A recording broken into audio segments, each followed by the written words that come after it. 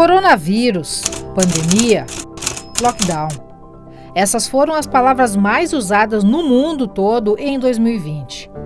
Segundo lexicógrafos, os estudiosos que elaboram o dicionário Collins nos Estados Unidos, lockdown foi a mais, porque foi adotada por grande parte dos países para definir condição de isolamento e restrições extremas, mesmo onde o inglês não é o idioma predominante. Aqui no Brasil, quarentena foi o termo adotado. Em 26 de fevereiro de 2020, quando o primeiro caso de coronavírus foi confirmado pelo Ministério da Saúde, foi acionado o gatilho de uma situação que perdurou todo o ano. Piorou e tornou todos os segmentos de atuação, tipos de pessoas e localidades do planeta como que reféns de uma avalanche infindável e sem controle de situações e emoções capitaneadas pelo medo e incerteza gerados por uma palavra que invadiu e transtornou o cotidiano de todos. A pandemia do novo coronavírus. A pandemia é muito severa. Como é que vão se adequar para essa realidade que a pandemia trouxe? Por conta da pandemia. Em tempos de pandemia. Nesse meio tempo veio, a pandemia. Quando já a pandemia finalizar. No jornalismo televisivo, aqueles que mais interagem diretamente com o telespectador somos nós, repórteres, e também os apresentadores. É através desses profissionais que as notícias são contadas e também mostradas. Cada uma delas de uma maneira diferente, com palavras diferentes. Só que em 2020, com a pandemia, tudo ficou diferente, tudo mudou. Por mais que se buscasse alternativas durante a confecção de roteiros e realização de reportagens, algumas palavras precisavam ser repetidas inúmeras vezes.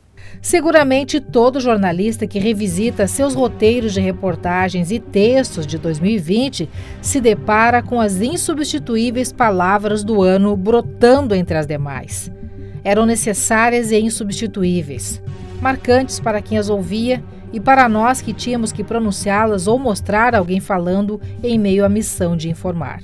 Demora para o resultado dos exames da Covid. É uma realidade em todo o estado, o aumento exponencial dos casos de Covid.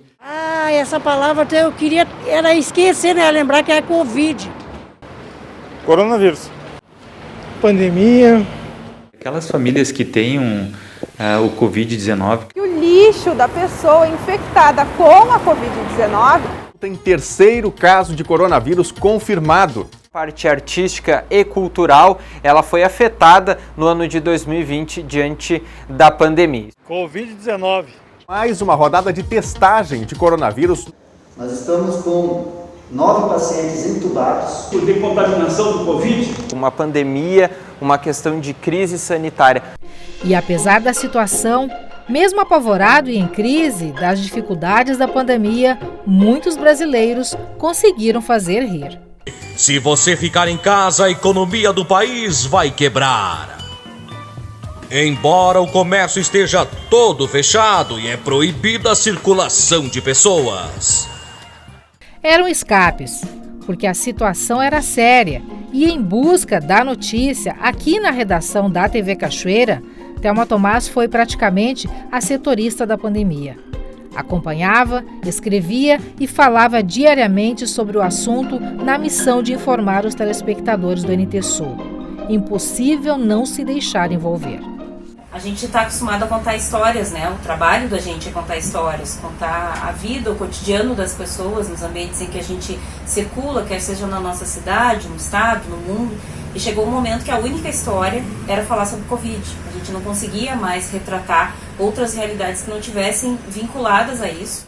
Era difícil porque a história estava toda resumida a isso. As famílias que se afastavam, os negócios que fechavam, o adoecimento das pessoas, os números que aumentavam com relação à contaminação pelo vírus. E essa atmosfera de tristeza e de preocupação, de ansiedade, é impossível a gente conseguir desvincular do sentimento que a gente quer expressar no momento de apenas informar. Para mim foi muito difícil. Eu me senti muito deprimida, algumas vezes desesperançosa.